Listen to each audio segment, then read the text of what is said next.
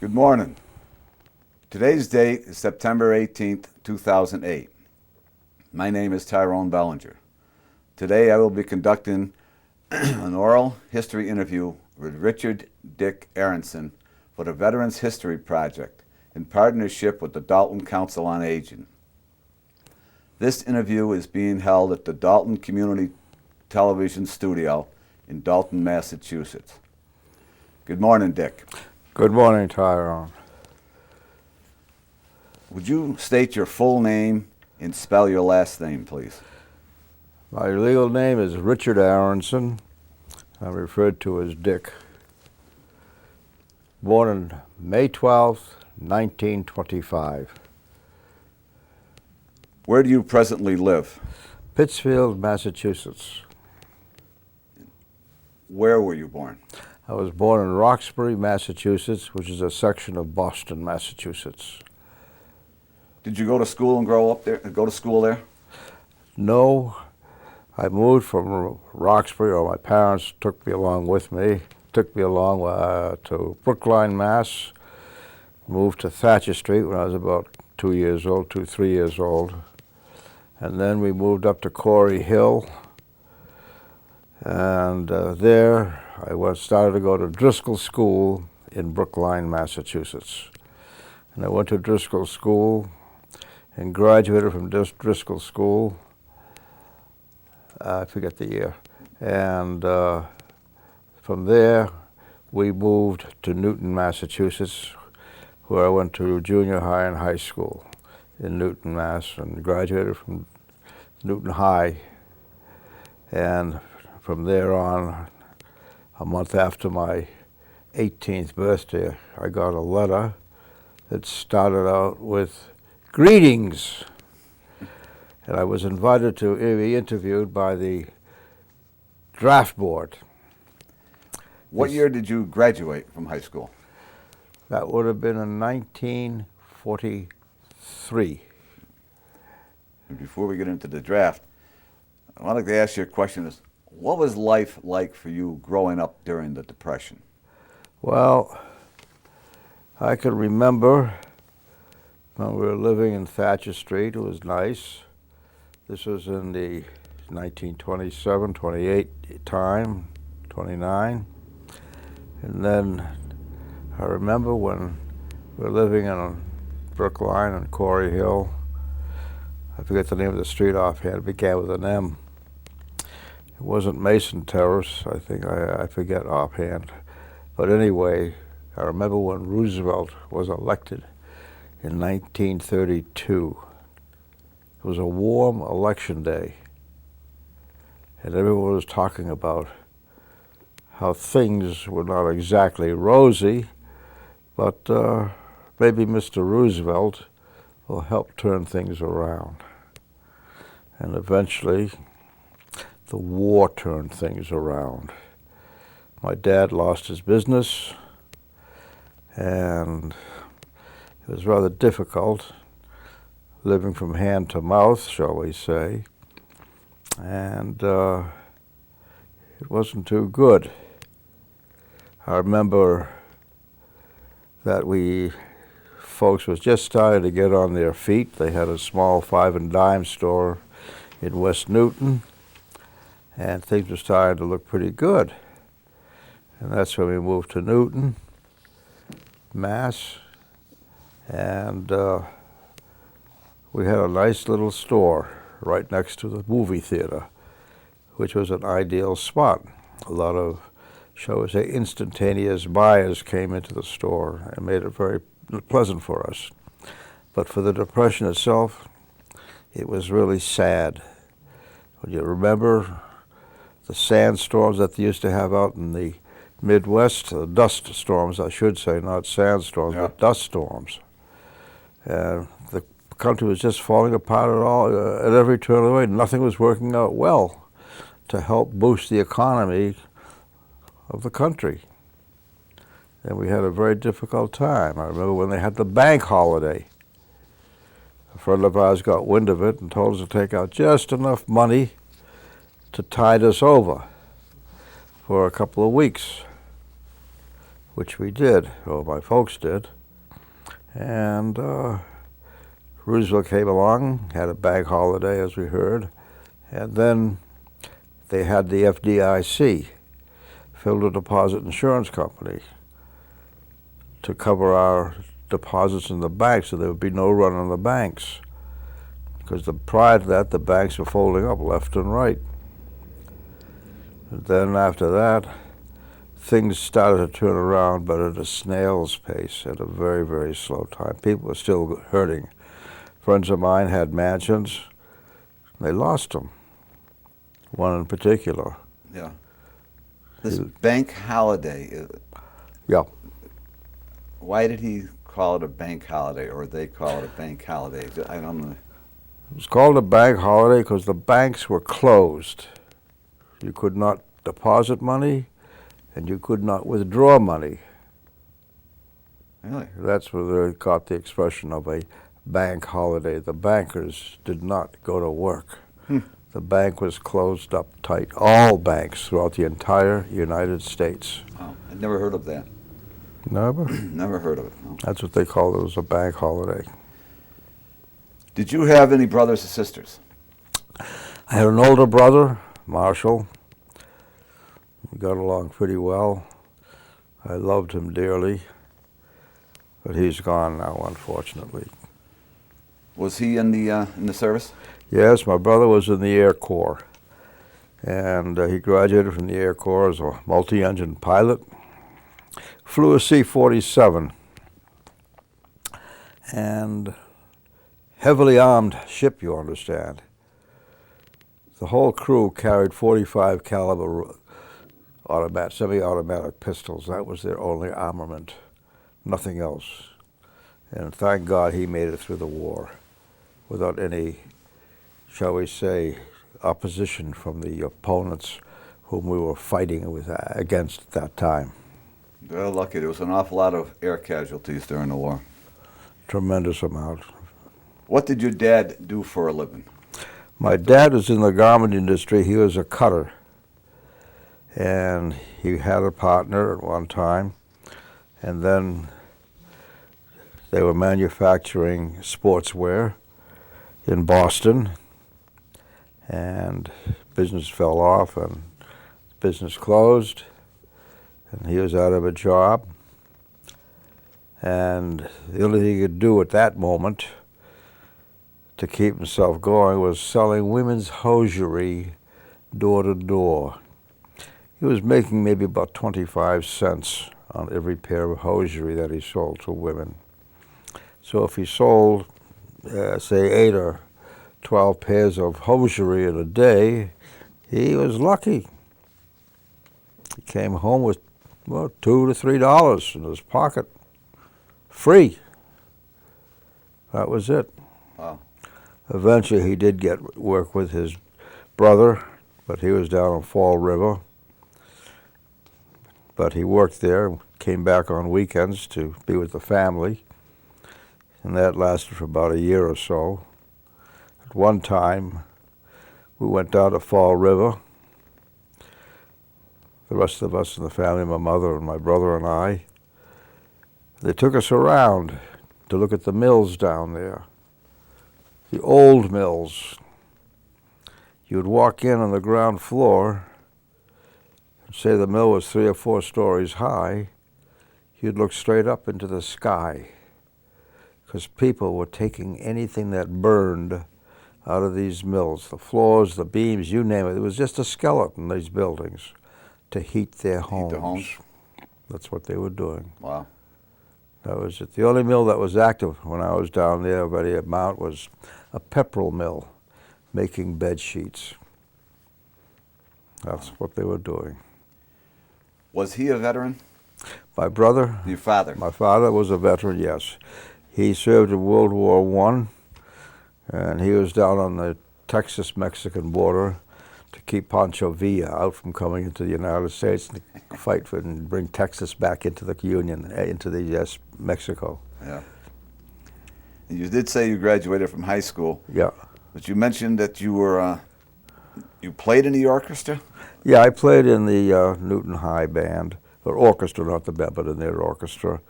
And they also played in the Mass All-State Symphony Orchestra, which was, I later found out, was an honor. I didn't know it at the time. I thought anybody could join, but no, you were handpicked. So I had a lot of fun there for a couple of years, a couple of seasons. What instrument? I'd like to know, what instrument did you play? I played the oboe at that Oboe. time, yeah. And as Danny Kaye would say, it was an ill wind that no one blew good. Those are her precise words. And what did you do after high school? Well, I didn't have much time. Oh, after high school? Right after high school. Oh, well, as I said, I had very little time to myself because I said my birthday is on May 12th. I got my greetings in June. I got my physical in July and was inducted at that time there. Took advantage of a 30-day furlough. And then I think in August or somewhere around there, August or September, I went into the service. So you didn't have much time to play or fool around, or? Very little time, just a month. And you said you were drafted, right? Yes, I was requested for my services with the United States government. They were pretty desperate then for people like myself. Where were you inducted? I was inducted. My first camp was Fort Devens, Massachusetts, which I think is an air mass, and that's where we stayed over there for about 3 or 4 days, I would say, and then the entire group of us from New England was shipped down to Camp Van Dorn, Mississippi. All of us at one fell swoop. We were all from New England. So we had something in common with each other. Yeah. We were very, very cohesive. And we got down to Camp Van Dorn, Mississippi, and we were shipped down by rail, day coaches.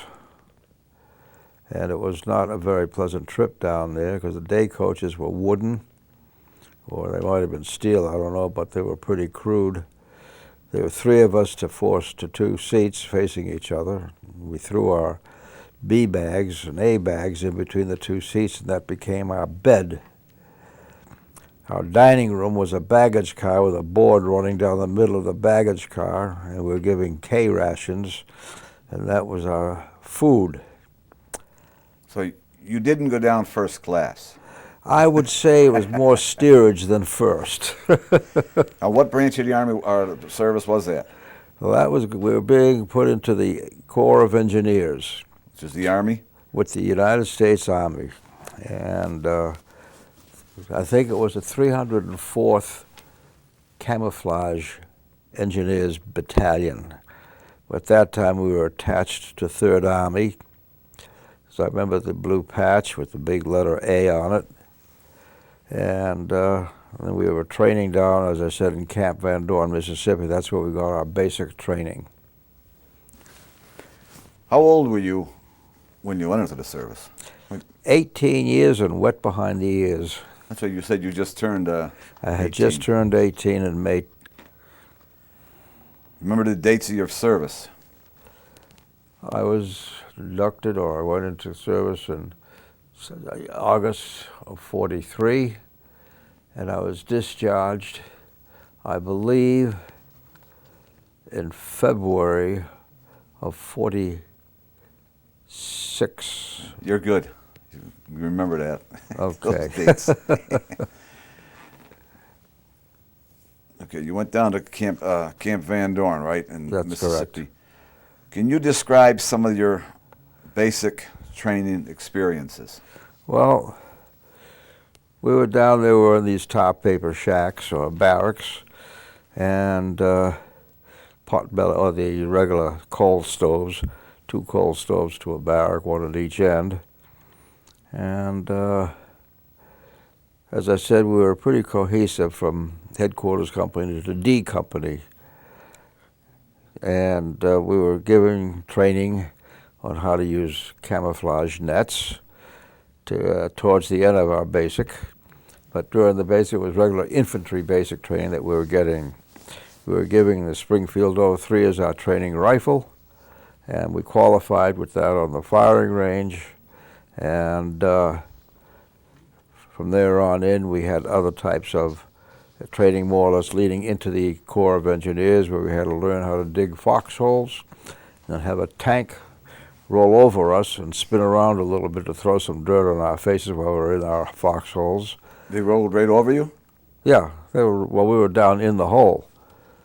But just to give us a feeling of having a tank roll over you, the tank would lock one of his tracks and just keep spinning around to give you an idea that eventually he could come down and do a number on you. But we didn't panic to any great extent in that area there. You mentioned while you were down there cigarette butts. I don't know if it was Major Dunbar that had you... Well, we had a little problem with him. He was a very, very bright man, very good retentive memory, West Point grad. He was a major of our battalion commander, and his permanent rank was that of captain from what we understood. But C Company had a problem. He came to their area, company area, on a Sunday, and he saw a few cigarette butts lying on the ground. Well, Major Dunbar became infuriated that on a Sunday that they should discard their cigarette butts on the ground instead of putting them in the butt can. No way. He had them restricted to company area for a period of 3 weeks. They couldn't go to the PX. They couldn't go to the church services. They just had to stay in their area on their free time. So one of the men in the company got a little bit angry and wrote to his congressman. He thought it wasn't fair that he couldn't go to church services.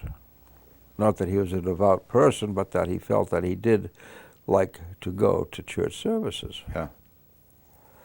All right. So one day we're at retreat, and Major Dunbar, without using any amplification, he had a tremendous voice, could carry for miles against the wind. And he said that beginning the next day, there will be an IG inspection, Inspector General, of full field in the barracks. After that, there'll be a time where the non-commissioned officers and the enlisted men will be able to file a complaint with the Inspector General the day next.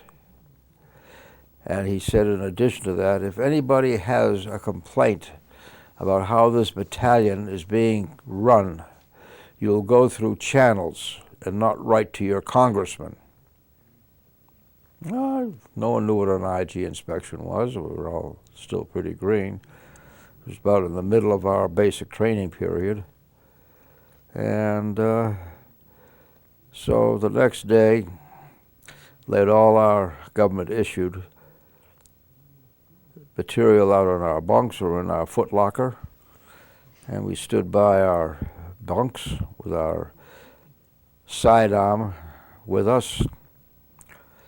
And around 3 o'clock in the afternoon, because the IG inspector came down, starting with company headquarters and A, B, C, we were company C, and I made a mistake. It was company B that was confined to company quarters, not company C. And then they eventually got to company D. When he came to our barracks, he came in and started to inspect us. He's walking down, he comes to Cafferty, a guy from Boston, a Southie. And he says to Cafferty, he looks at him, he says, if you were killed in action, could you remove one of those dog tags and have the other dog tag remain with you? Cafferty looked down at his dog tags, looked back at the major, he said, yes, sir, I could do that. With that, the major from the Adjutant General's office pulled out his penknife and handed it to Cafferty and said, show me. No, I'm sorry, I'm getting ahead of myself. He asked Cafferty, could you cut one off and leave the other one in your body? He said, no, sir, I would be dead, sir. Well, with that, our company commander and the two lieutenants and the first sergeant all burst out laughing. I was trying to stifle their laughs. So at that, the major pulled out his penknife, handed it to Cafferty, and said, show me. So Cafferty picks up the dog tags and very, very carefully cut one tape. The dog tag that remained dropped down and stayed around his neck. The other remained with his hand. He handed the dog tag and the penknife back to the major.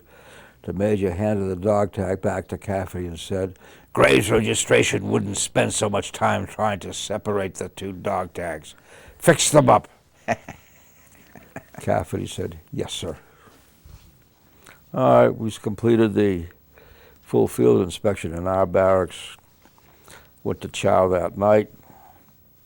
No one said a word. Everything was quiet in the mess hall. All right, no one said anything. Next morning, we all get up and we go down to the latrine, shave, shine, and shower, whatever else you had to do. And we were in our underwear, put our shoes on, bare feet. Came back to the barracks, you could hear a pin drop. Looked around, one guy picks up his OD shirt. Another one picks up an OD shirt. Pretty soon everyone's getting dressed in their ODs, Class A uniform. Holy moly, what's going on around here? All right. I think of our entire company, I think 2 or 3 were in fatigues and the rest were in their ODs. We go outside, go to the chow for breakfast. No one communicated with the other companies. Nothing but a sea of brown. Everybody, just about everybody with the exception of maybe 1 or 2 guys here, 1 or 2 guys there, were in their ODs. The others were in their fatigues. Yeah.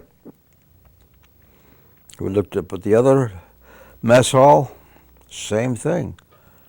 The entire battalion. Of 325 men in the battalion, I think there were approximately between 310 and 315 men that were in their ODs. We couldn't believe it. All right. We have breakfast. We're wandering outside our barracks, staying within the company area. And the major from the Inspector General office was coming down the street. He looks in his mouth, he couldn't believe what he's saying. His jaw drops all the way down to his knees. He's just amazed. Okay. So then he asks, men, could you please tell me where barracks number so-and-so is? So one of the GIs said, it's across the street, sir. Thank you. And he walked across the street into the barracks, set up a desk in there, I guess. He said, all right, I'll listen to you, gentlemen. Listen to you men. We couldn't call us gentlemen because we weren't officers. I'll listen to you men. Listen to you one at a time. So we all piled into the barracks, as many as we could. And he said, please, would you mind lining up outside? He said, I'm afraid the floor of the barracks can't take this weight. So we all piled outside and filed out, had a long line.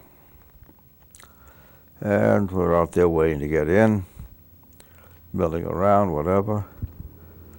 And about 2 hours later, he comes out. He says, man, he says, I'm hearing this type of a complaint, and that type of a complaint, and this type of a complaint. He says, if it's the same thing that I'm telling you now, you don't have to come in and tell me.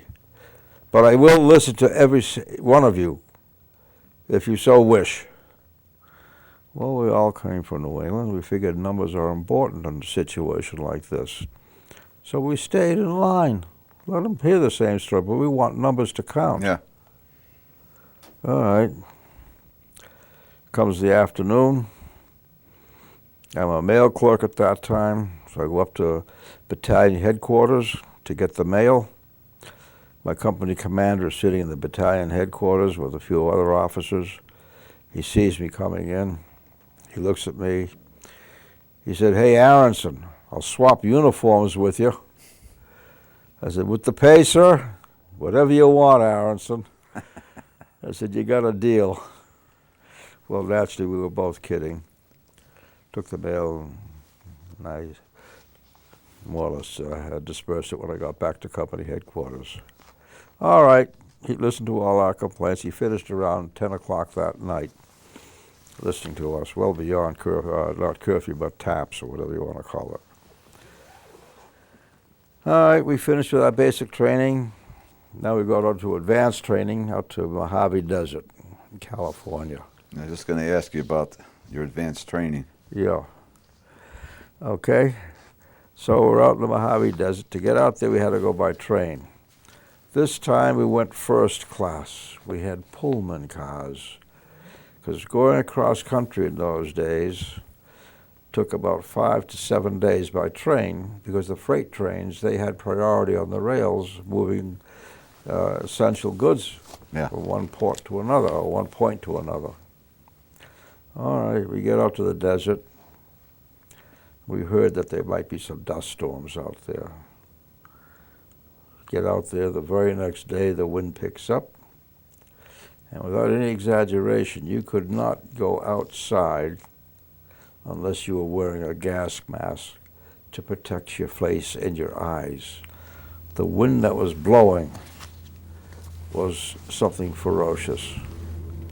It just beat everything down, infiltrated anything and anywhere.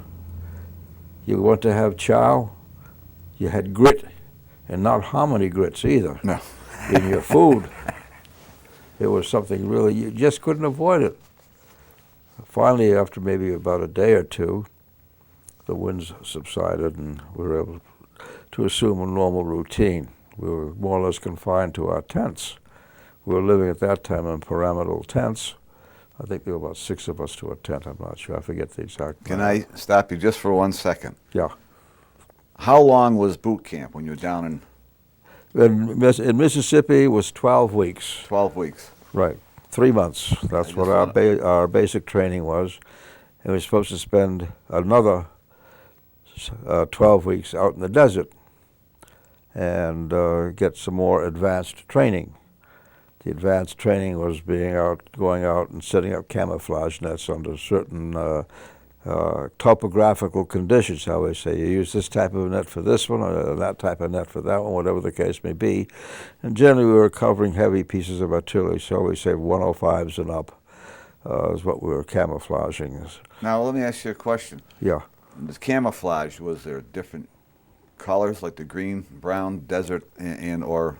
But depending upon the topography that you're trying to cover from the enemy observation, we would use different types of nets.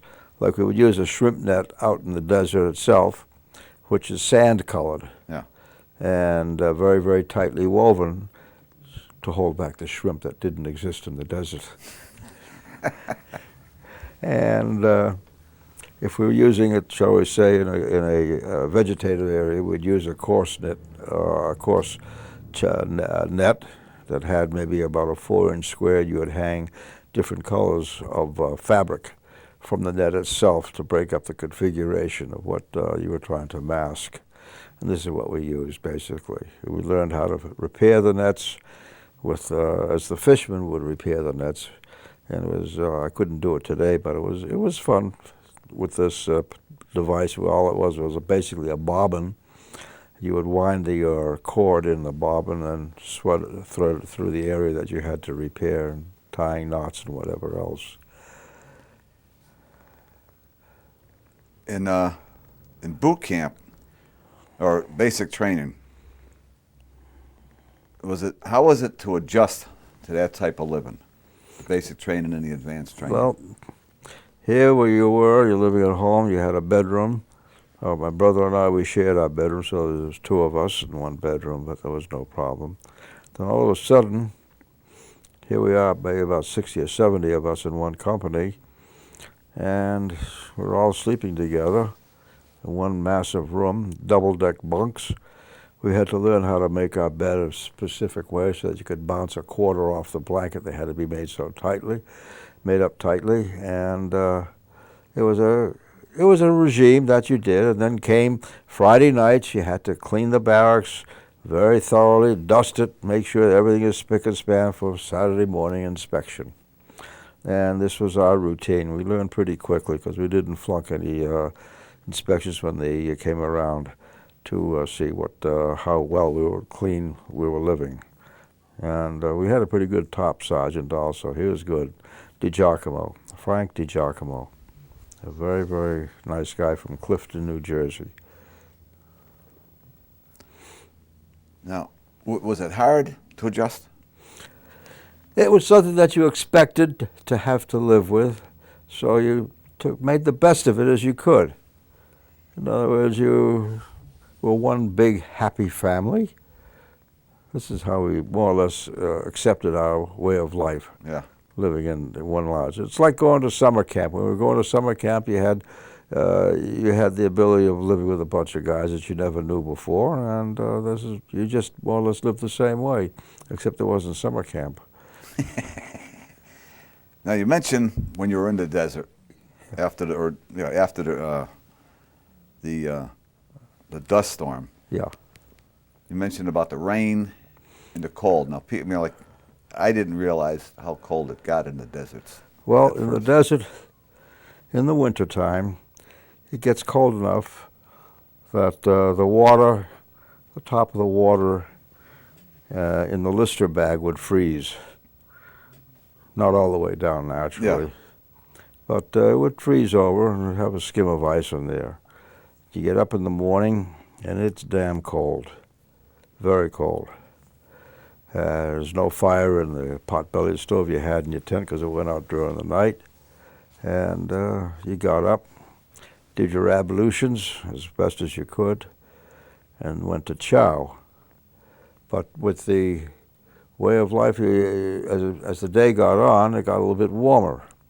So around 10 o'clock, if you're in the shade of a mountain, it was cold. Even during the day? And then 2 steps later, if you go out into the sun, you start to sweat. It got very, very hot during the day. But in the shade, early in the morning, so until about 10 o'clock, it would be very cold. After 10 o'clock, things would start to warm up a bit. Yeah. Can you describe how you felt the day you graduated from basic training? You know, basically after the 6 months, how did you feel? Well, here we were in Mississippi, about the worst place in the nation you could be living in. I once got a overnight pass to go to Centerville, Mississippi. I'm in town, getting a soda or something, and I leave, and I saw the whole population cross the street at one time. They were both in bare feet. And then it was lousy. Well, we had entertainment. We had a movie theater or a couple of movie theaters on the base, and but that was, and the PX. That was the most of our entertainment. So you go back to the barracks, you play poker with the boys, or you went to the movies, or you went to the PX and you got yourself 3.2 beer, and you swizzled on water. And that was about the most of our entertainment. There's very, very little entertainment on Camp Van Dorn, because it's just a temporary base to begin with. Come the end of the war, we knew it all. It would be closed down. There was nothing permanent about it. Yeah. And as I said, the mud down there in Mississippi was something awful. This red clay, so whenever it rained down there, you really had a bad situation, because mud dust does not, the clay does not absorb water. It's just a barrier for water that holds it. And then we, as I say, get out in the desert, and it's dry out there, very dry. And then comes the winter time. Around February is when the rains start to come down, because it will rain out in the desert, but for a very short period of time. And being mostly sand, there's no place for the water to pool. It will just run right down into the ground very deeply, and that's it. It's gone. However, you can have a situation where it would rain up in the mountains, and you would have these gullies that were 8 to 10, maybe 12 feet deep, and you'd hear what sounded like thunder. It wasn't thunder. It was the water of the runoff coming down from the mountains into these gullies. And they were pushing huge rocks ahead of them. And that gully would fill up within less than a minute with this water rushing by. And you better not be anywhere in that gully when that water comes down, because if you are, you're a goner. You're dead. You're drowned. So you made sure that you were not in a low spot when you heard this thunder out in the desert. Did you happen to lose anybody? No, thank God. We were all cautioned about that. It's like walking around out in the desert. You hear it sounds like a bee, the buzzing of a bee. Well, it's not the buzzing of a bee because there are no bees in the desert. Be a rattler. Be a rattlesnake. Rattlesnakes. That's what you would hear out there. So you're careful there. You're careful of the scorpions, careful of the tarantula spiders. You got to be careful of the jackrabbits, because those jacks out there, boy, they'll kick, and you get kicked by a jackrabbit. You'll know about it. Yeah, because you come up upon them and you'll startle them. They want to get the hell out of there too. So you had to deal with a lot of the natural problems out in the desert. Yeah. As I said, you get up in the morning, the first thing you do is you don't put your shoes on right away. You shake them out. You don't know what's going to be in the shoes overnight, because they were warm and they were moist when you took them off. Oh. All right. After your advanced training, now where did you go? What did you we're do all after that? packed up into a train, again, first class, Pullman cars, and we went from the desert, Camp Young as the desert was called, back to northeast out to Camp McCoy, Wisconsin. It's now Fort McCoy. It was made into a permanent Army installation. Yeah. And it was there that we saw first-class living. 2-story barracks, built-in showers and toilets. Didn't have to go outside to another facility for your showers and your toilets. I think it was really terrific. We really had it made compared to our prior living experiences. So what you've been living, you said the food was excellent? Yeah, food was good. We had some pretty good cooks there. Yeah, if you had scrambled eggs, you'd find some hairs in your eggs because the guy would mix them up with his bare arms.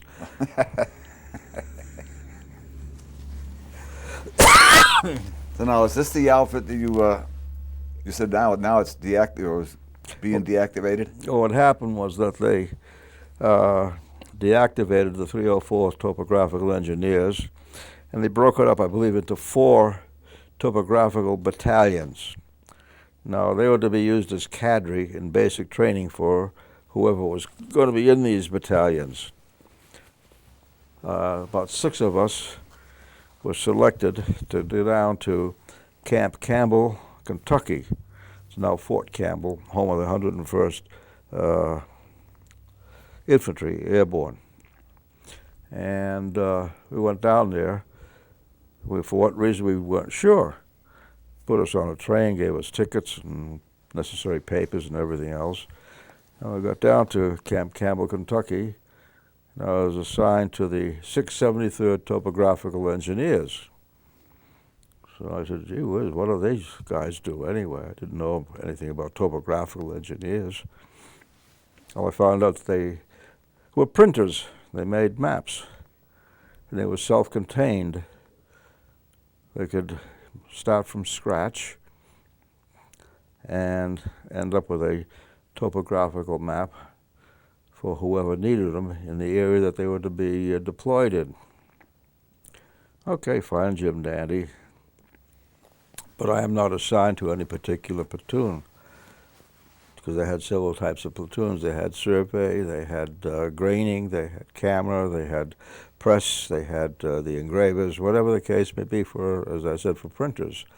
And so I was just with the boys.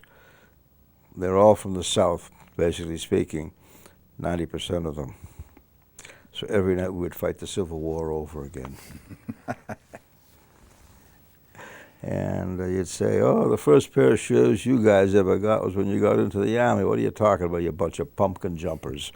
And stuff like that. We had a pretty good relationship with each other, though. We didn't really have anything bad to say to one another. They were all nice Joes, very, very good guys. So you were there for about 4 months? I forget the exact length of time that I was there, but I was with them. I got there in, let's see, March, about April, I would say. Yeah, About April. And I had never had a furlough, hadn't seen my folks since I was drafted. And they gave me a 7-day furlough. So I took the furlough, hopped on the train in Kentucky, and I think it took me 2.5 to 3 days to get back to Newton.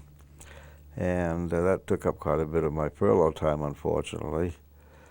And in those days, if you got to sit on the stoop of a train, of a passenger car, you had a seat. They were very difficult to come by because rail transportation was jammed up to the gills, and the trains were few and far between because there was no one around to run them. Yeah. The most important trains at that time on the rails were the freight trains. They afforded very little to the passengers. Okay, so I got home and saw my folks for a few days, and a few other friends of mine, and then I came back. And I ask you a question before you get going any further. How did you feel coming home in uniform? Oh, well, so I had a new set of clothes. Oh. And it was really nothing to excite me about, except that it was just that I didn't have to get up at 6 o'clock in the morning with reveille. I could sleep until as long as I wanted. And how did the people treat you back home? Oh, when I got home, it was really very, very nice. I was given anything and everything that I so-called wanted. To give you an example, we had gasoline ration. So I went to the local garage that was around the corner from where I lived, and gave him the book of coupons to fill the car up with gas. He says, put the book away. He says, the rest is evaporating into your tank. And so this is how I felt. They were decent, very, very decent. They were nice. I went to the supermarket to get some steak. So instead of giving me a chuck or whatever it was, he slipped and gave me filet mignon. And so at that time, filet mignon was very, very expensive. I think it was $1 a pound in those days. He had price control. Okay, Dick, you this is it. Your furlough has ended now. You're going back to Fort Campbell.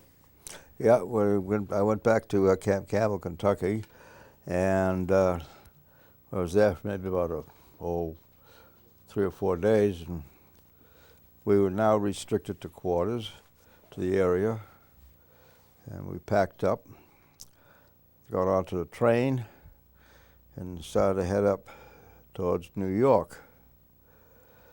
And we get to New Jersey, called the POE, Port of Embarkation.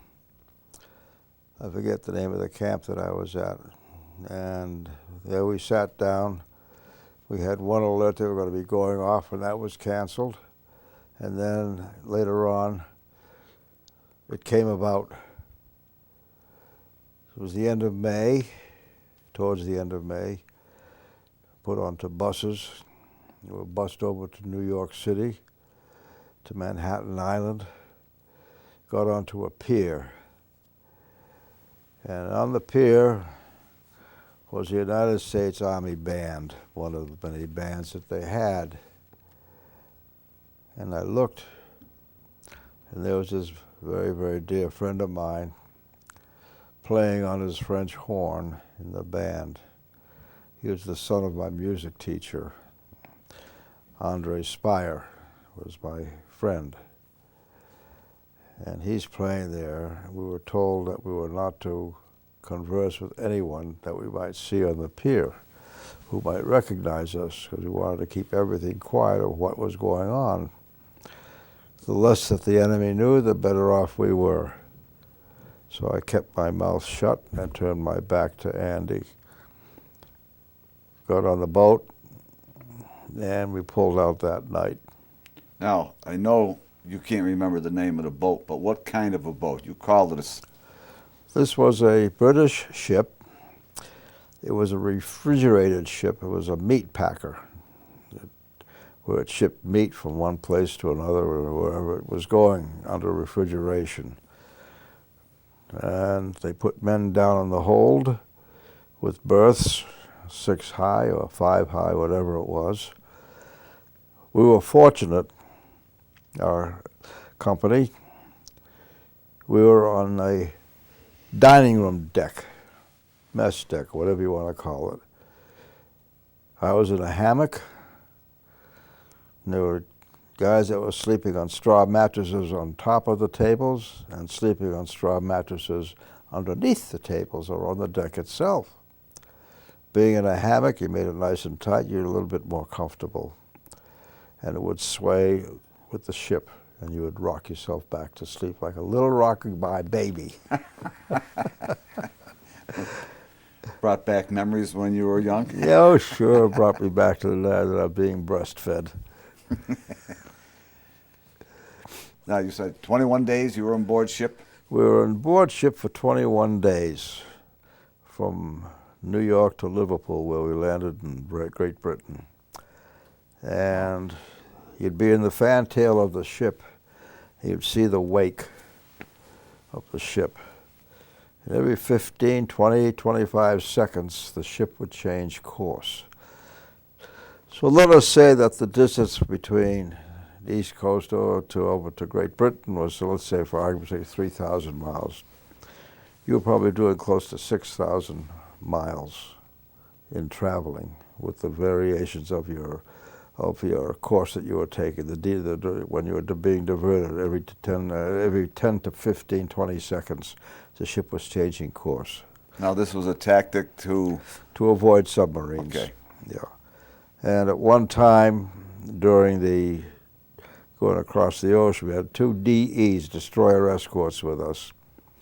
And whenever they sounded a sub, they would come racing through the convoy, flying a black flag. Well, this happened to us at one time, where the DE came charging through the convoy, flying the black flag. And then sure enough, maybe about 15, 20 minutes later, we heard the depth charges going off. So they weren't kidding. They weren't practicing. This was for real. And so I just stayed on deck all the time during this period. And because the convoy that we had was a very, very large convoy, in my opinion. We had 1 troop ship, 1 freighter, 1 baby aircraft, a small aircraft, carrier, and 30 tankers carrying gasoline.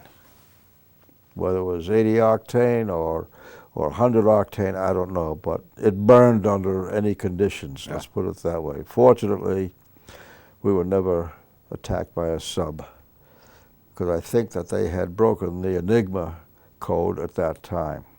So they had a pretty good idea where most of the subs would be, if there were going to be any subs in the Atlantic Ocean. Whether we took the North Atlantic road or direct route or what, I don't know. I don't remember what route we took going from the States to Europe. But as I said, it took 21 days to get across the ocean. And then while we were traveling across the ocean, we got word that D-Day occurred, June 6th.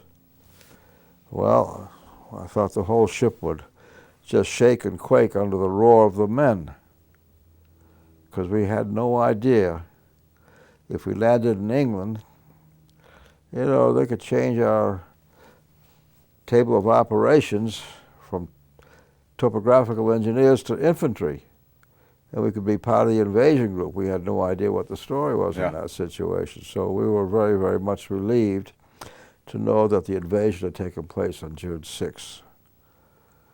So this was maybe about a third of the way across the ocean, should we say, in time, that we heard about the D-Day taking place in Europe. And as I said, we were greatly relieved.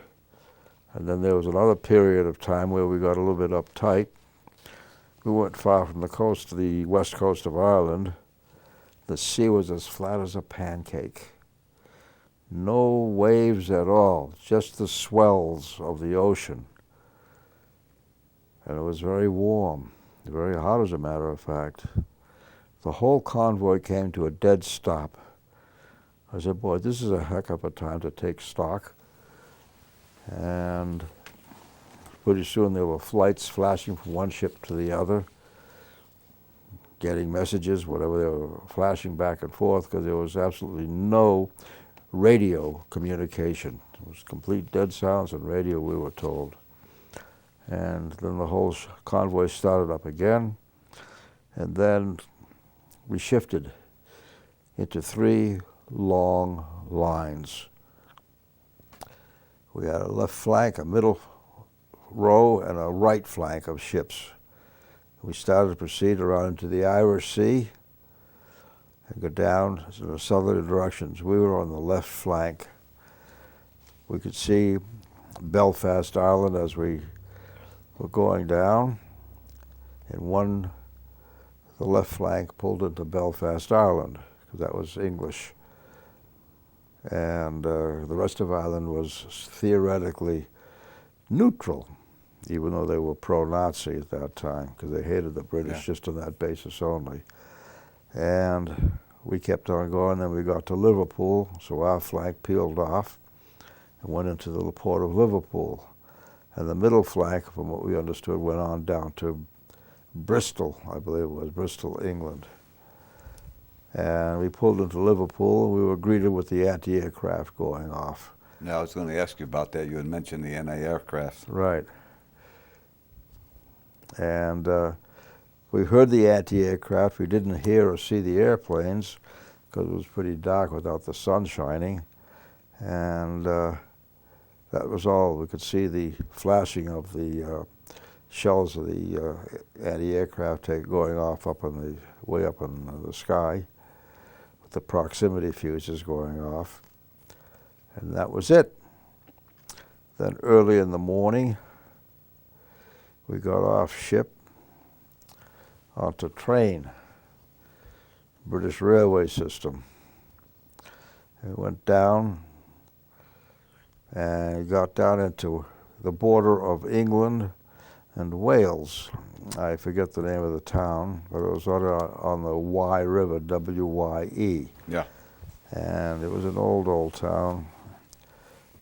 And the house that we were staying in, if you took a deck of cards and put one card into each room of the house, you would have no cards left, and you would not be short of any cards.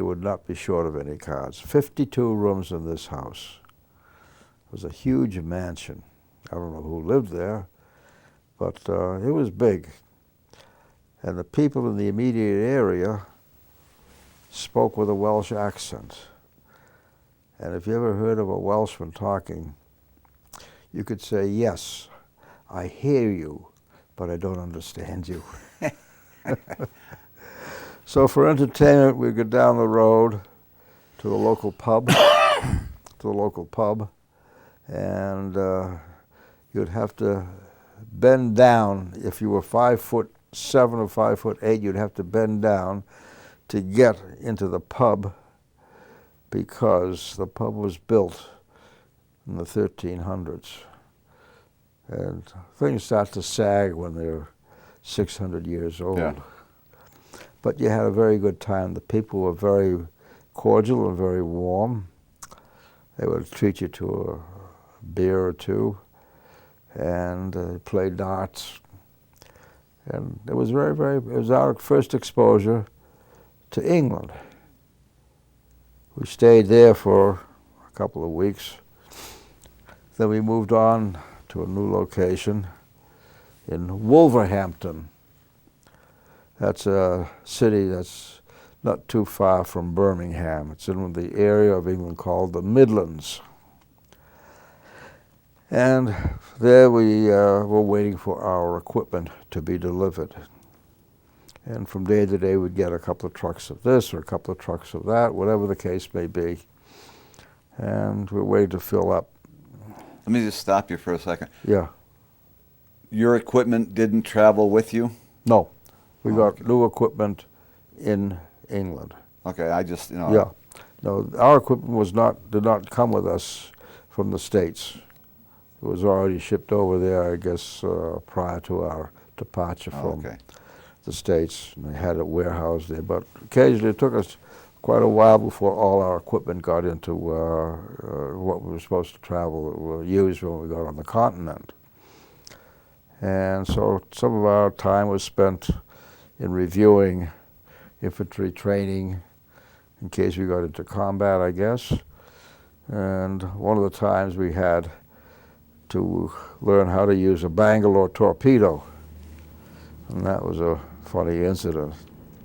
Bangalore Torpedo, if you don't know, is a tube of high explosives. It's about 2 inches in diameter, roughly speaking, and about 5 feet long, I think. And you can put a chain of them together, clipping them from one to the other in a straight line. And you take a blasting cap and you put it into the tube, into one of the ends of one of the Bangalore Torpedo, and it'll go off with a tremendous bang. Well, we had one Bangalore Torpedo to play with, and so 3 of us or 4 of us were set out to set the thing off, to set it in place. There was a barbed wire entanglement that we would use to blow up. So I'm helping to put it into the ground, top of the ground, have it fit in. And basically what it is, I think it's ammonium nitrate. It's the charge, the explosive charge. Okay, so they got it placed in position. So they put the blasting cap on the end of a fuse. There are 2 types of blasting caps. There's a fuse type and there's the electrical discharge type. So they gave us the fuse type to play with. They put it in, put the blasting cap into the Bangalore Torpedo. Now they got to ignite the fuse. Well, there was a little bit of a breeze blowing out there. So Sergeant was lighting one match after the other, and it would blow out, and the fuse just couldn't get it lit. Yeah.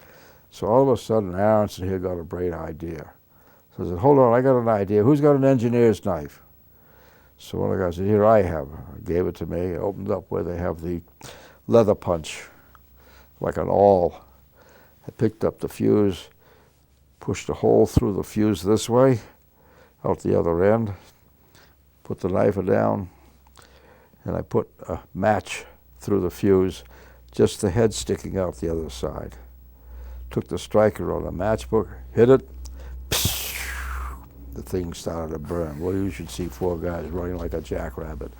There's one big firecracker back there was about to go off, and no one had timed the fuse, because generally when you use a fuse, you're supposed to time it to see how long it takes to burn, how many inches it burns in a second. Yeah. Okay, so we were running back. As we were running back, Goolsby, I got another incident about Goolsby, said to me, where did you learn that, Aronson? I said, my dad, he was a safe cracker, and he showed me how to do it. Wise ass. I shouldn't have answered that way. But he was a nice guy. Now with Goolsby, he was always taking things very seriously. And this was told to me when we had a reunion of the 673rd that I attended much later. So he and Clifford Sweat, he was a tech sergeant in survey, were out in the field. And they were in a weapons carrier. So Cliff was behind the weapons carrier, and Goolsby was driving it. He puts it in reverse, and there's a mine that's, you can see, partially buried in the ground. So Cliff hollers out, hold it, there's a mine, there's a mine. Goolsby jams on the brakes, puts the brake on, gets out, looks to see where the mine is, brushes the dirt off, looks at her, and says to Cliff, it's okay, Cliff, it's one of ours. Just because it was one of yours, he wasn't worried? It was one of our mines. It won't do any harm. But All if right. you hit it, Yeah, but anyway, so then when they finished their particular mission. However, and then came time that they're going to pack up and head south down to Brighton to go overseas. All right, I went down with them. And then I was told that I'm going to be sent to a repo depot because I was with the outfit in case they needed someone yeah. to replace anyone who might get hurt or whatever the case may be. So no one got hurt, no one got sick, so I went to the repo depot. Stayed there for a week or 10 days, or whatever it was, and then a whole bunch of us, one fell swoop, were taken to an airport, and then we were there flown over to Cherbourg. Landed in Cherbourg. We went to a large encampment. We were now living in squad tents. I forget how many men in a squad tent, but it was big. And then we were out in the field there, and the closest town to us was Vologny, Vologne, in Cherbourg, on the Cherbourg Peninsula. And we'd go to town from time to time, scouting the area. We were just sitting on our duffs doing nothing. I said, this is a heck of a war to be fighting. I said, then we found out that we were being held in reserve for the Sanlo breakthrough. Once the Sanlo breakthrough came, then the troops would go on down and proceed into the heart of France, into Paris, etc., and get the Nazis out. So after the Sanlo breakthrough, we all got into various types of vehicles. We were in a command car and started to head south. And then from time to time, we'd have to pull off the road, off to the side, on our convoy to let another convoy go by. And that was called the Red Ball Express.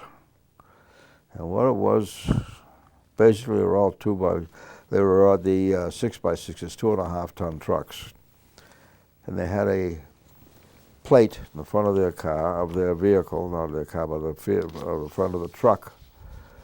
White background with a red ball painted on this plate. And that gave them priority over anything and everything that was on the road, because they were carrying essential goods. Could be gasoline and jerry cans, could be ammo, could be food, could be anything. But they were given the high sign to really, shall we say, red ball it through. They're going, you just get out of the way. You just move over to one side, like you're a passenger train or a freight train had priority. Yeah. They were on their wheels, and they just kept on going. And we admired these guys because they were really sincere in their efforts. They knew the essential part of their efforts. During World War II, it was a segregated army. They had the African Americans, as we call them today. We call them blacks or Negroes in those days.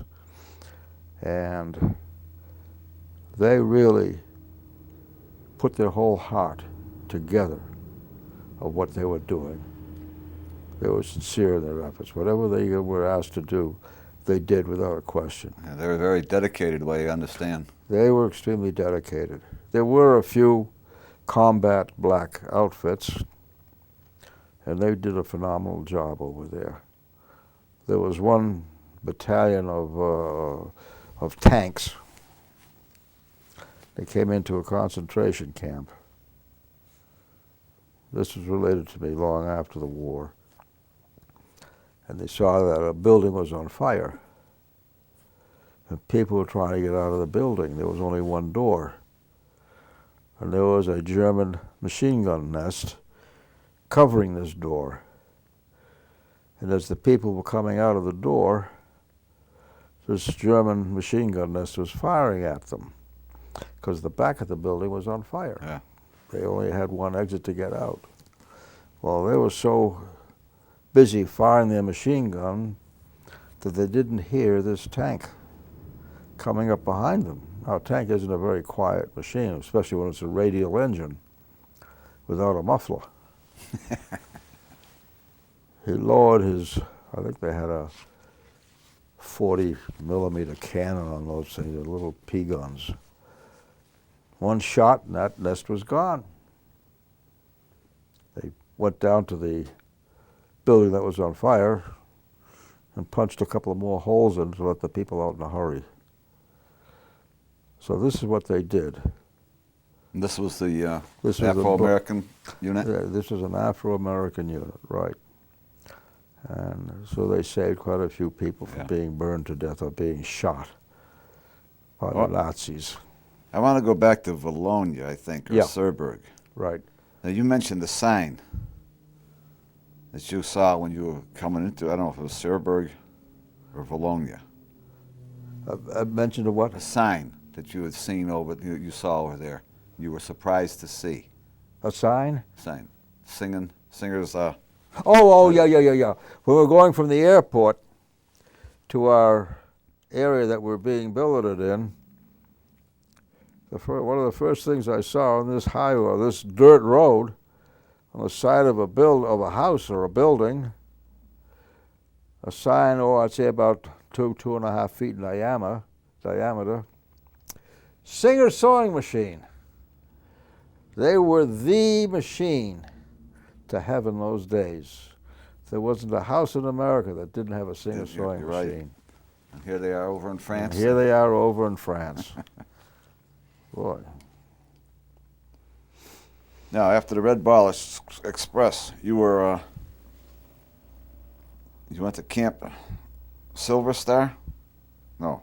No. We went down to Paris. Yeah, that's right. We went to Paris, and we took the coast road on the west coast road on the Cherbourg Peninsula, where we passed. You could see in the distance Mont Saint-Michel, very famous church. That goes back, I believe, to around the 900s. It was built originally as a monastery, the top of this island, and it kept growing and growing and growing until finally it's a huge church of what you see today. I think it was completed around 1100, and only recently did they get the gilded statue of Archangel Michael on the top. And how they put the statue up there with a helicopter. Really? Yeah. But we were in there, my girlfriend and I, last summer. We went into Mont Saint-Michel. And it's an old building. It's a hell of a climb to the top, I'll tell you that, though. But anyway, so we get to Paris. We let General Leclerc and his troops liberate Paris officially. We had them as a backup. And from there we were billeted in Paris. Our first billeted place was in Port de Saint-Cloud in a school called Jean de La Fontaine. And it was a girls' school. And we stayed there for a couple of weeks, and then we moved over to another school called Claude Saint Bernard, something like that, or Claude Bernard. I think it's fantastic how you can remember all these names. Oh. God. Well, the street that we were on was Boulevard Suchet, that I remember. And it was really a whole bunch of us, 300 or 400 of us living in this school on cots. And again, we were just sitting on our duff doing not a heck of a lot. And then, in fact, as the first or second day that I was in Paris, I went over to the Trocadero. Just happened to be in that area. And there was a ceremony going on. And what was the ceremony? That was down in the lower plaza. In the upper plaza, they had Charles de Gaulle making a speech symbolically returning the gold that was still in the States, but symbolically returning the gold back to France. Okay, he got his 2 cents in. I think that was one of his first bids on a political speech in France after the occupation had been broken. So while I'm there, I'm about to leave, I felt something burning a hole in the back of my neck. And I looked around, and there's these 2 women staring at me. And so I held my ground. They were walking towards me. It was a young woman and an older woman, mother and daughter. They came up to me. The young woman spoke perfect English.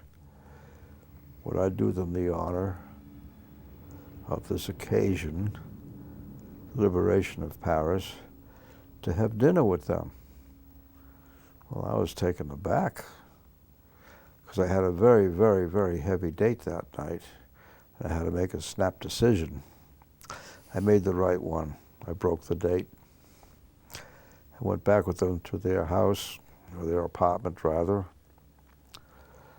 Rue de Bellefeuille, Street of Beautiful Leaves, and walked up 5 European floors. See, we saved 1 for the first one. That's the premier, that's not the first floor. Then you go take up 1 more floor, that's the ground floor. Then you go 1, 2, 3, 4, 5, and then you're up on the 5th floor in France. I thought I'd never get to the top, but I finally made it up there. And I met the father, and the mother was with the daughter. Mother didn't speak English, and the father didn't speak English, just the daughter did. And they more or less adopted me. Very, very sweet family. They're all gone now, including the daughter, because she had a bad heart. Yeah. She died around 1971 or 72, somewhere in that area there. Her name was Komla. So you kept in touch with them? Yeah. I kept in touch with them over the years. Wow. In fact, my wife and I went to Europe. I was working in Europe for a year in Switzerland. And I called them up when we got to Switzerland, and actually told them that we'd be seeing them. And when we went to their apartment for dinner that evening, we were greeted, as I called her, Mama and Papa, and then the daughter's name was Monique or Mickey. And the mother said, my son, you have brought us a daughter. That's how close I was to them. Really? Oh, it was really you couldn't ask for a warmer greeting Yeah. than these people. They were very kind, very, very kind. I helped them out a little bit during the war. Yeah. Now, you're in Paris. You're getting ready to leave. Well, what happened was we had the Battle of the Bulge broke out while we were in Paris, and a whole bunch of us were down at the headquarters because we heard that they were going to do some shifting around in personnel. So a bunch of us were pulled out of Paris, and we went somewhere up into northern France. We're not sure whether it was Brittany or back up into Normandy. We didn't know the area that we were in to get reacquainted with infantry type of maneuvers, training. All right, so we were going around with whatever we could use for that looked like a rifle, whatever the case may be. And we were there for maybe about 2 weeks. This would take us into the end of December, the end of January. Yeah. And then we shipped out in 40 and 8s, cattle cars. Yeah. Or freight cars, should we say. 40 men or 8 horses. horses. And we were heading in a westerly direction, so we knew where we were going. We were going to the front. But what part of the front, no one knew.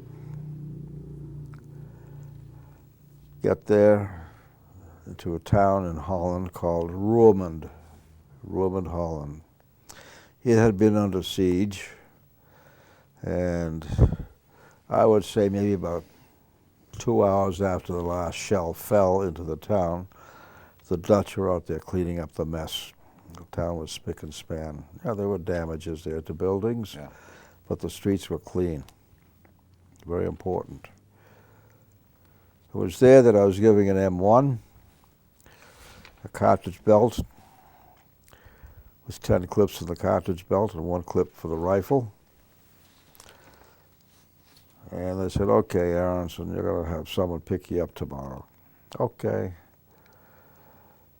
So I was there, and this guy by the name of Phil Singer came in looking for me. He said, all right, let's go. Well, I grabbed all my gear, threw it in the back of the truck, and we're off. I said, what outfit are you guys? 73rd 73rd Light Pontoon Engineers. So what the hell is a light pontoon engineer? So he described it to me. And he described what the duties were of light pontoon engineers. What do you do with the light pontoons? What are they? He said, well, we could put 2 of them together to get better flotation, and we put these boards down, planks, I forget what they call them, but they were pretty sturdy. Can make a small floating bridge going across a river or a stream. We also have a Bailey bridge with us that we would put up enough to cross about 100-foot width of a stream or a river, whatever, or a chasm, whatever the case may be. And he gave me more detailed explanations about the other equipment that they have. We have a crane, they have a pneumatic compressor, and a bunch of trucks. I think there are a total of 75 trucks in the company, of which about 30 or 35 had 50 caliber machine guns mounted on them, soft tops. Ours was a hard top. It was a regular 6x6, 2.5-ton truck. We carried pontoons in the bed of the truck, and we had a trailer that we carried more pontoons on our truck. So going up a hill, it would really hold us back a little bit. We'd do downshift into maybe about 20, 25 miles an hour. The whole convoy would slow down. But anyway, this is what it was, basically speaking. I had nothing in the truck when I was picked up. Got to the outfit, registered with the first sergeant, and got to know some of the men. And they were very nice. They were warm. They accepted you into your, because you were a new guy to the... I'm a new guy. I'm a greenhorn. Yeah. All righty. So the history of the outfit was, being 73rd, it was a low number, they had been activated for quite some time. They had helped build the Alcan Highway before they went overseas. That's how old they were, going way back in time. And they said being in Alaska was no picnic. In the summertime, you got eaten alive by the mosquitoes, and in the wintertime, you froze to death because the Army had not made provisions for cold weather. You froze to death, practically speaking. They said it was awful. Yeah. But anyway, they survived. They're a lot older than myself. I was the baby of the outfit, I guess, being 19 years of age at that time. And I just worked along with them. We were always being held slightly in reserve, waiting to make our next crossing. We crossed the Ruhr with them, the Rhine, and the most we'd be in a town would be 2 days at the tops, at the most. We're always moving forward, because we were moving forward pretty fast by then. We were up 9th Army on our left flank. I believe it was the British 8th, I'm not 100% sure. But General Simpson was our commander of our army. We were attached to various corps depending on what region we were in. We were special troops. We were not attached to any particular division. We would go from one corps to another. And finally we got up to the town. Well, first of that, before I get to the town, we were in Stendal, Germany. That was when we got word that President Roosevelt died. We were in that town for quite a while, for about 3 or 4 days, maybe 5. And then we moved on again up to a town called Salzwedel. We were in Salzwedel, and we became encircled by the Germans. No one could go out, no one could come in. But we were not overly concerned. We set up our perimeter defenses, machine guns, bazookas, foxholes, or whatever else. But we had in the town with us, we had a battalion of tanks. We had a battery of 155 millimeter howitzers, and we also had some signal corps with us. So there were enough troops in this town that we could really defend ourselves if push came to shove, because all of them had experienced combat in one way or the other. Yeah. Then we finally broke the encirclement, or the encirclement dissipated, whatever the case may be. And we had to go to Corps headquarters to pick up our poop. We hadn't had any poop for about 10 days. Okay, so I'm assigned the duty of riding shotgun in the Jeep to pick up the poop. And in the Jeep we had a .30 caliber light machine gun mounted, the driver and myself. So we left camp and we'd go towards Hanover, driving along this road. It's deserted, but I'm looking around just to see if there's anything that shouldn't be there, that might be there. I didn't see anything.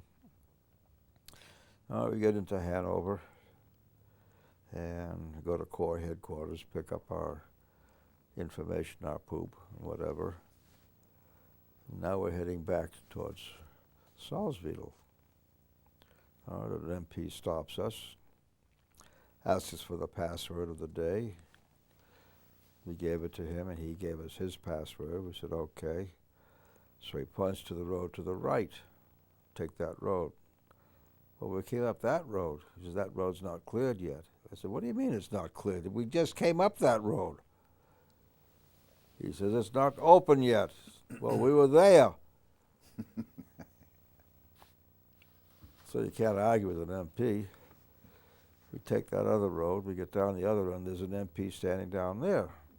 He stops us, asks us for the password, we get the counter password from him, then we say, where the heck were you 3 hours ago, or whatever? So I was in bed. I said, what were you doing there? We went up the wrong road, it wasn't been cleared yet. He says, I said, who's commanding this army anyway? Well, we gave him a hard time for whatever we could. And so you basically got very lucky because you went up a road that hadn't been cleared yet. Exactly. We don't know whether there were any Germans hiding in the woods or if there were any mines on the road or any cables stretched across the road, whatever the case may be. Who knew? So anyway, we survived that one. We came back to headquarters, gave them the information that they were looking for and knew. And we're just, again, occupying this city. It's not a town, it's a city, some beautiful homes there. Because we were all living in homes at that time. We went to this area and say, okay, to the occupants, out. Raus! And they knew what that meant, and they were gone. So anyhow, we're waiting there. Ike had stopped us from going any further because we weren't that far from Berlin.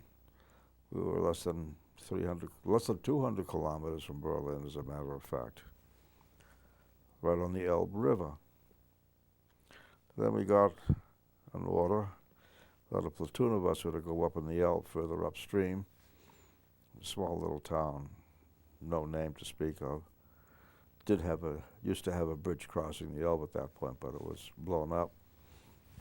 Just the girders were left hanging out over the water. And we were to ferry over as many German soldiers that were surrendering directly to us. We were told there was supposed to be like 21 German divisions. Well, Jeepers Creepers, 21 German divisions with just a platoon of us, 12 men. That's a Herculean task. Something like 10,000 or 12,000 men in a German division. We had 15,000 men in an American division.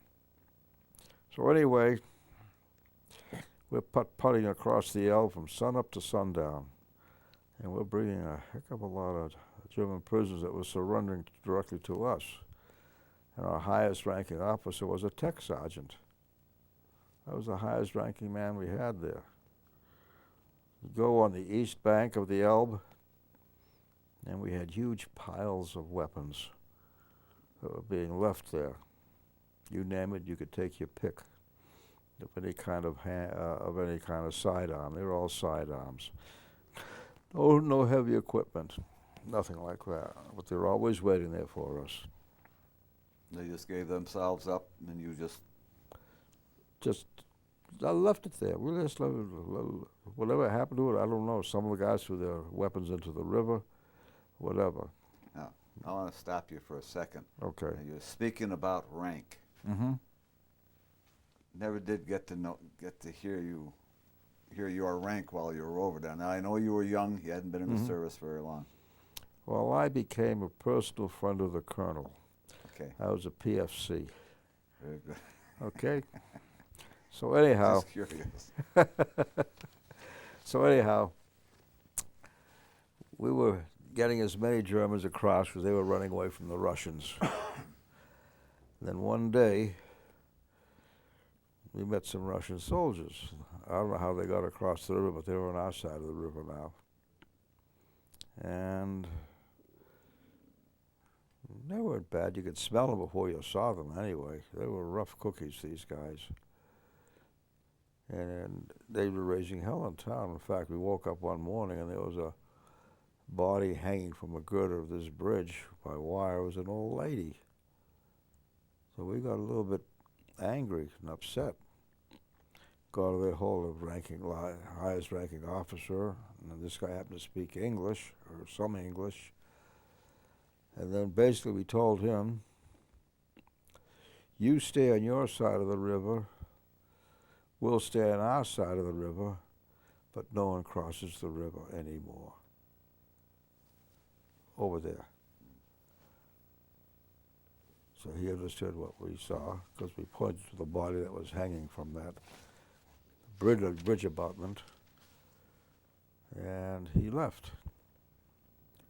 So we couldn't take any more German soldiers across. And we were just sitting there ready to shove off, when all of a sudden, the bigwigs on the American side showed up, a couple of generals and whatever else, and then the Russians were there with them, along with the signal corps and their cameras. They were starting with the bear hugs and cheek-to-cheek kissing, whatever the heck you want to call it. And we said, well, this is time for us to get the heck out of here. And we packed up and left, went back to our base camp at Salzwedel. And then shortly thereafter, the war was over. Ike didn't want to send us into Berlin because he said, we have suffered enough losses, let the Russians take it. And he was right, because the Germans did defend that city viciously, and the Russians did suffer quite a few casualties in defending that city from being taken. But anyhow, so now the war ended. This is in May. The war ended. This was in May. Yeah. That the war ended. I think it was somewhere around May 10th or May 8th, somewhere in that area. It was near my birthday. It was near my birthday, my 20th birthday. And we stayed in Salzwedel for a while, a couple more weeks, I would say. And then we started our journey south As we were going down south, we'd stay in this town for 3 or 4 days, that town for 3 or 4 days, whatever the case may be, occupying it until we were relieved, and then we sent all the way down into the Saar, near a town called Regensburg. And the town that we were to occupy for the duration of our time in Euro Germany was a town called Nittenau. Now that was a town that was pretty good size, I would say. It was a town, not a city, on the Regens River. A platoon of us was sent into a small village further up into the hills where there was this large farm. You had a tenant farmer there. He would lease out his land to various farmers as he would be the landlord. And they would farm the land. He would have a percentage of their profits, whether it be crops or money, whatever the arrangement was. And he lived in a very, very large manor, huge house, built with heavy stones. And I would say the walls were about 2.5 to 3 feet thick. Oh. Because there was no studs. It was all stone. They would run beams across for the floors. But that was the only wood that was in the house. It was on the floors and the beams and the window frames. Nice house. And we were occupying it for quite some time. Occasionally I'd run down into Regensburg, and I'm down there one day. This is 3rd Army now. And I'd run into the 673rd Topographical Engineers. They were one of the occupying troops in the city of Regensburg. Well, I had a little reunion there. It was fun, seeing the guys from the 673rd. I think they told me that the Captain Vonasek, who was the company commander, that he was sorry that he had me transferred out. He said I could have been a good guy to have just to hang around, to do this, to do that, because it came back to him on how I ignited the fuse on that Bangalore Torpedo that I used my head. One of the few times I did in the Army anyhow. But anyhow, be that as it may, we reunited at that point there. And then I saw my first sergeant. By that time, he had gotten a battlefield commission. Now he was a lieutenant. He came into the outfit that I was with then, 73rd Light Pontoon Engineers, to have lunch with us. And I used to call him Sergeant Jim. And that's how I greeted Sergeant Jim. Oops, excuse me, I'm sorry, sir. And nothing really exciting happened in Nittenau. And now it was getting towards winter time, and we were broken up. And I went down into a town called Augsburg, Germany, because I was going to be deployed home. Hallelujah, here I come. I was down there for a while now. I was with an MP outfit. They gave me a brassard, a pistol belt, a holster, and an empty .45 to go in the holster. Empty .45. And then I'd go around to the various bar rooms, and they'd see me come in just to see if everything was okay. And it was a show, that was all. I didn't even have a billy club with me. The guys were joking with me, "What's in the gun? What you got in your pistol? What you doing with that thing?" I said, "That's just for show, so don't give me a difficult time because I can't defend myself with so many of you guys around here." And they were nice because we were all just killing time waiting to come home. The barracks that I was staying in Augsburg, we had one of the fellows there was a nice guy. Very, very nice guy. The most blasphemous word that he would say was Judas Priest. He was with the Big Red One, the 1st Division. They took hell during World War II. Very nice guy, quiet, easygoing, but very, very nice. Just say nice, plain. So we're in the barracks one day, waiting. He starts to cry. We look at him. What's wrong? What's the matter? He was the sole survivor of his outfit, of his company. Wow. There was no one left. He was it. He never got above PFC. He didn't want any other rank. But he realized that he was the sole survivor from North Africa on up. I think the Big Red One made the invasion of Sicily. I'm not sure about Anzio, but we all know that they were on D-Day. I don't know which beach they hit, whether it was Omaha or Utah. But he was it. It was really pathetic to see this guy crying. Yeah. Uncontrollably. Until the ambulance came to take him away. We all tried to hug him to reassure him that he's not forgotten. I don't know where he is today. Now this is it. Now you're getting ready to come back. Yeah. You just We were just waiting to come back. Then finally we got the orders. We're going to Le Havre to get on our troop ship. The troop ship was a victory ship. Pretty fast vessel, could do about 14, 15 knots. And it was in February. Yeah. And February is not the best time to go crossing the Atlantic because you have your winter storms. I'll say it's a little chilly. You got the wind. A little chilly, but you got mainly the rough seas. The seas are probably 25-foot seas, 25, 30-foot seas. And being troops, it's a relatively light load. There's not much ballast in the ship. So you're going through the waters. And there was another ship that troop ship also, that we were having a race with to get back to New York. Whoever got back at a certain point, I guess they had a wager between the two captains, won the prize. So we could see this ship plowing through the waters. Its bow would go bury itself into a wave, then it would lift up out of the water, and you could see amidships, halfway amidships, Wow. the bottom of that ship.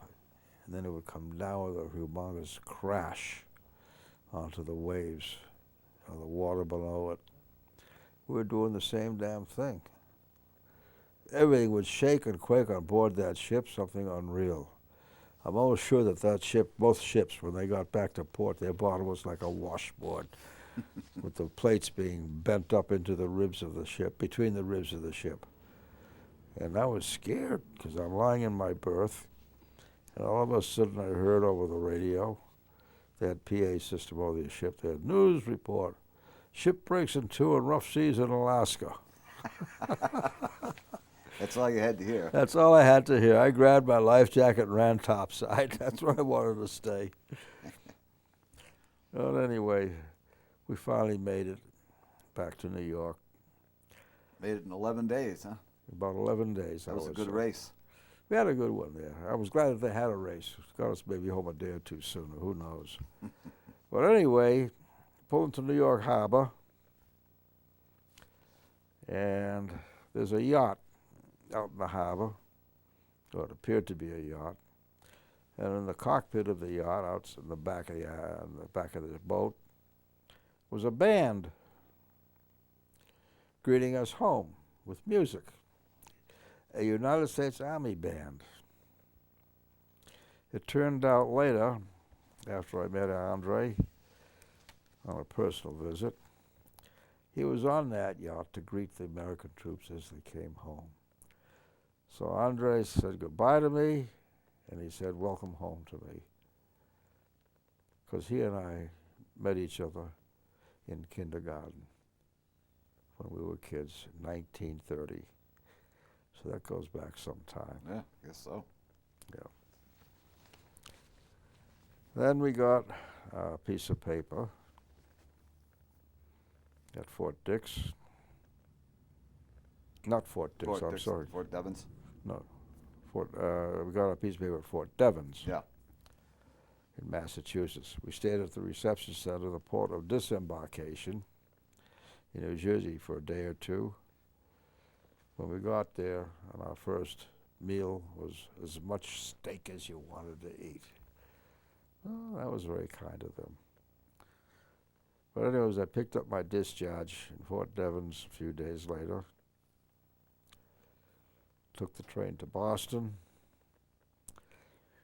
and get off the train in Boston, the first thing I did was that I bought a soft felt fedora hat.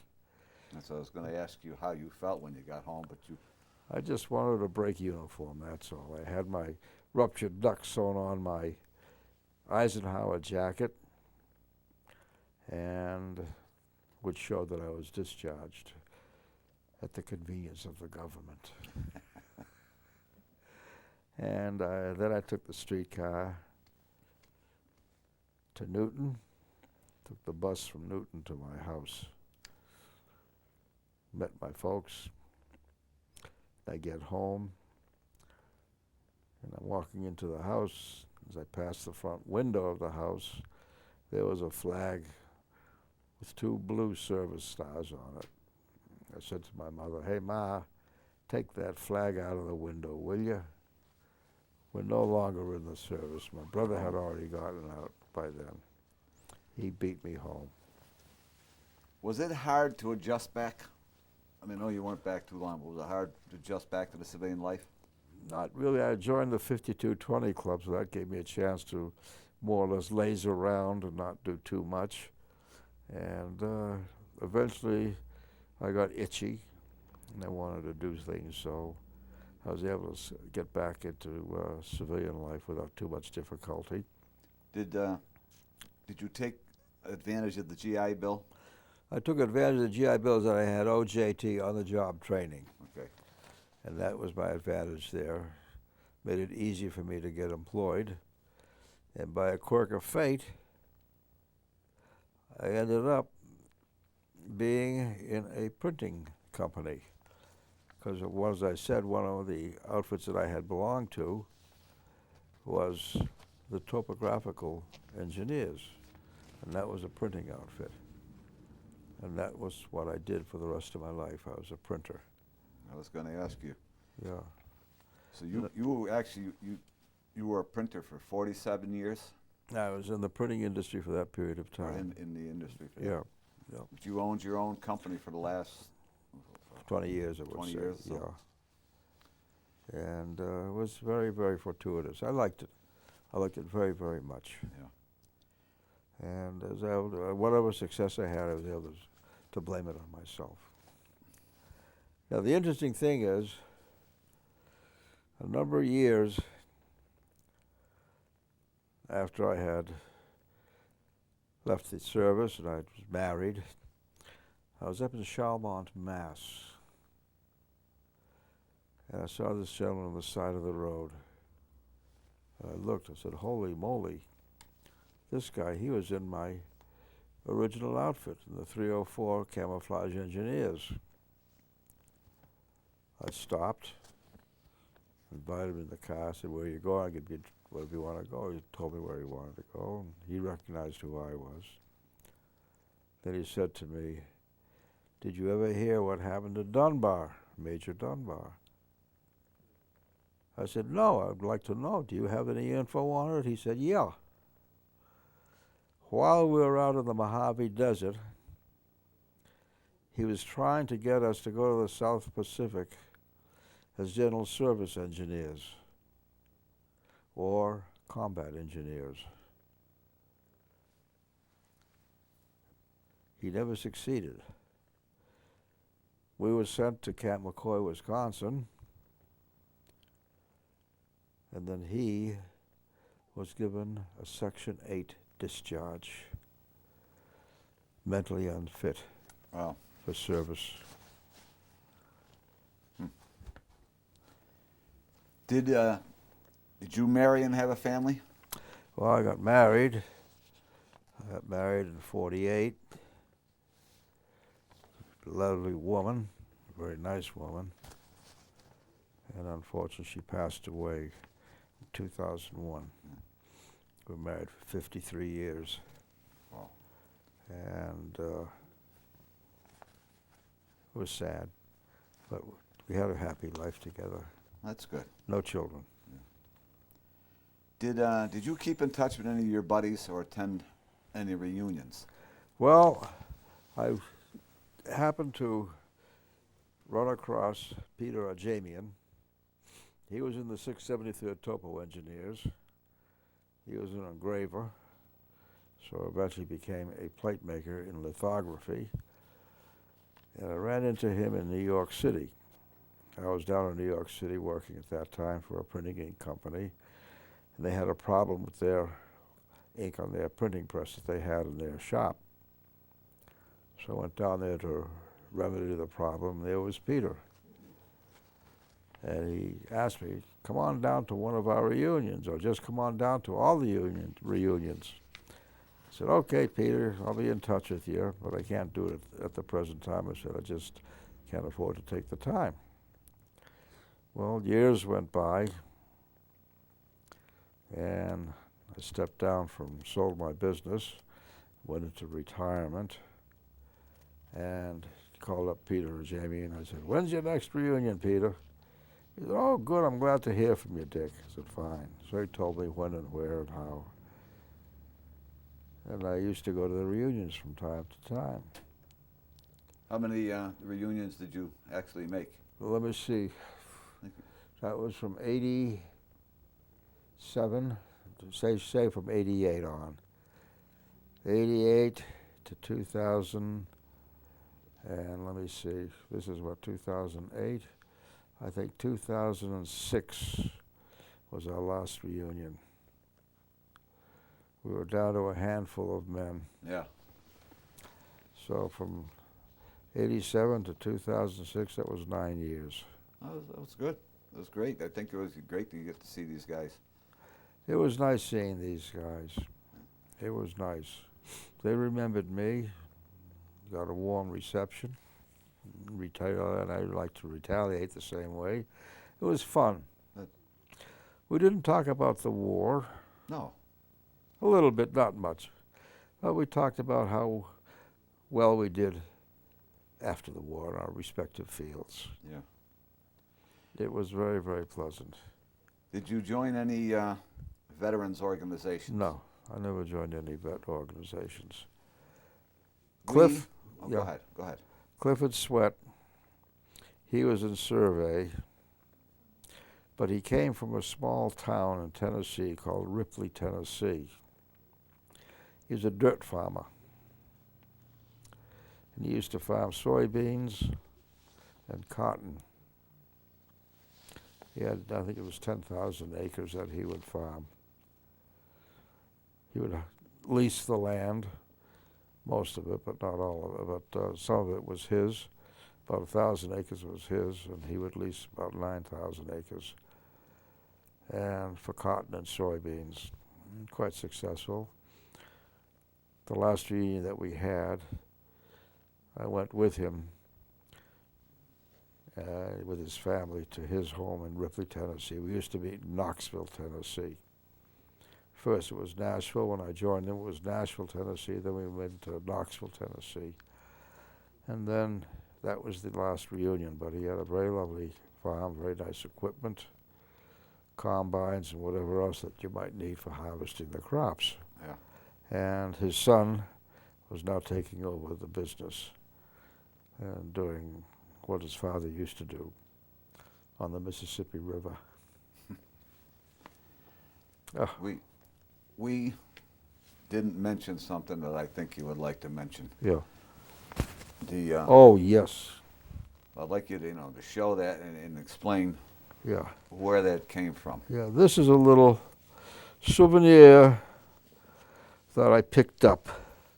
It's actually not a souvenir. It was confiscated from a German home. It has inside here a symbol that would represent bigotry, intolerance, and death. This is what I picked up. We were in a town in Germany, and I was searching this house for weapons and whatever else he might have, and I found this in the drawer of his bureau. This meant that this man belonged to the Nazi Party. He was a Nazi. If I had the opportunity, I would have killed him. Unfortunately, I didn't have the opportunity. I don't even know if he's alive today. I hope he isn't. But let us remember this symbol of death.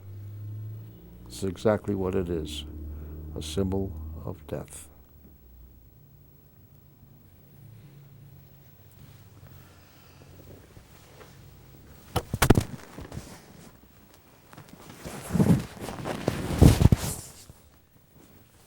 Do you feel that your service experience had a positive or negative effect on your life? I would say it had a positive effect on my life. It was a college of hard knocks, yes. But it taught me a lot of things of how to behave with people of my ilk and with people whom I disliked. It taught me to be tolerant myself,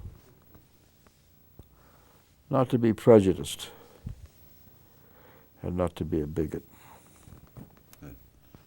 Dick, I'd like to thank you very much for spending this time with us and time you gave to your country. Thanks again. It was an honor.